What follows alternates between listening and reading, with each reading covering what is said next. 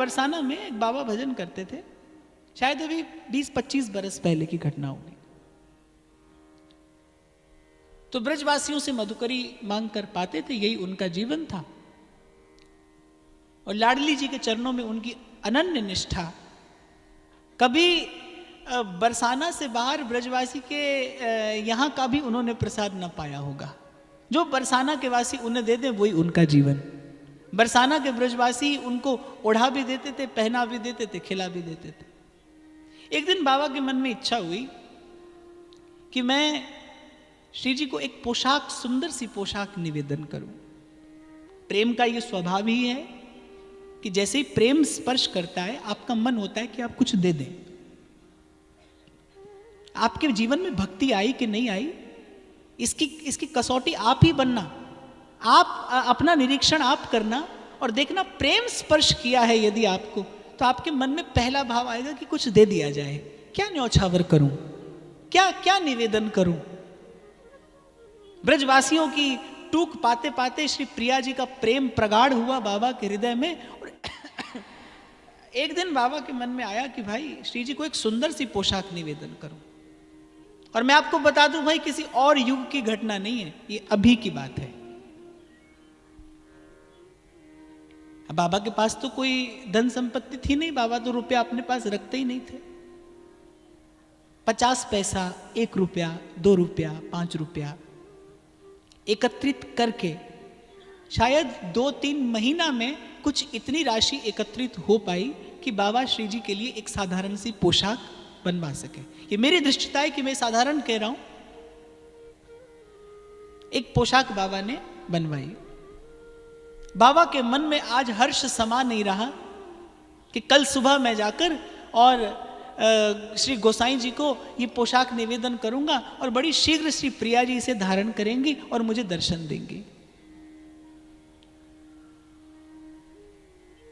सुबह सुबह का समय, मंगला आरती अभी होके चुकी थी।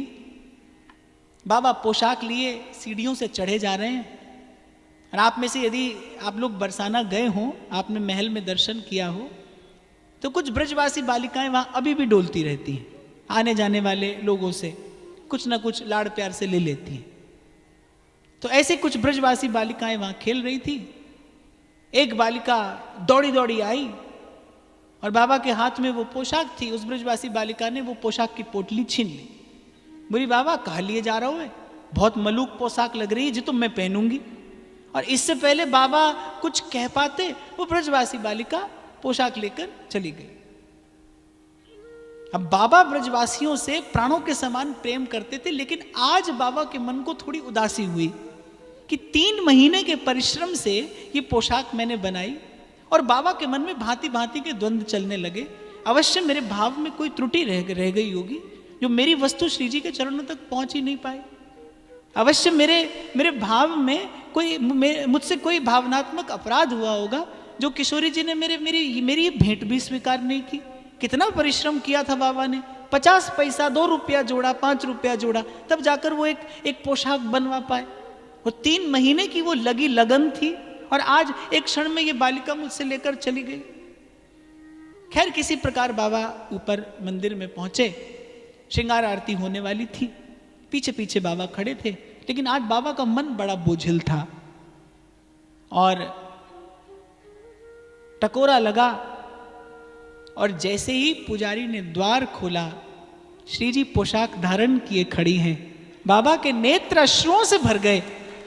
कहते हैं बाबा दर्शन नहीं कर पाए उस दिन। और मुझे याद आते हैं अपने डोंगरे बापा, वो कहते थे जिस दिन लाला का श्रृंगार करते करते आंख इतनी भर जाए कि अपने ही लाला का दर्शन नहीं हो, बोले उस दिन समझना आज लाला श्रृंगार की सेवा से प्रसन्न हो गया है। जिस दिन मन द्रवीभूत हो जाए, दर्शन नहीं कर पाए बाबा कि श्री जी सन्मुख पोशाक धारण किए खड़ी हैं। जब आरती हो गई, दर्शनार्थी चले गए। श्री जी की चौखट पर माथा रखकर बाबा कहते हैं, धन्य लाडली, सुना था कि कोई पुकारे तो तुम दौड़ कर आती हो, पर तुमसे इतनी भी प्रतीक्षा नहीं हुई। इस पोशाक का लोभ तुम्हारे हृदय में इतना बढ़ गया कि तुमसे इतनी भी प्रतीक्षा नहीं हुई कि मैं आऊं और अपने हाथ से इसे तुम्हें निवेदन कर दूं। तुम चलकर आई और मेरे हाथ से ये पोशाक लेकर तुमने स्वीकार की। जाने क्या क्या प्रेमालाप बाबा ने श्री जी की चौखट पर न किया होगा। पर बाप, ये किसी और युग की घटना नहीं है। बनता है जीवन सुंदर भक्ति की कृपा से।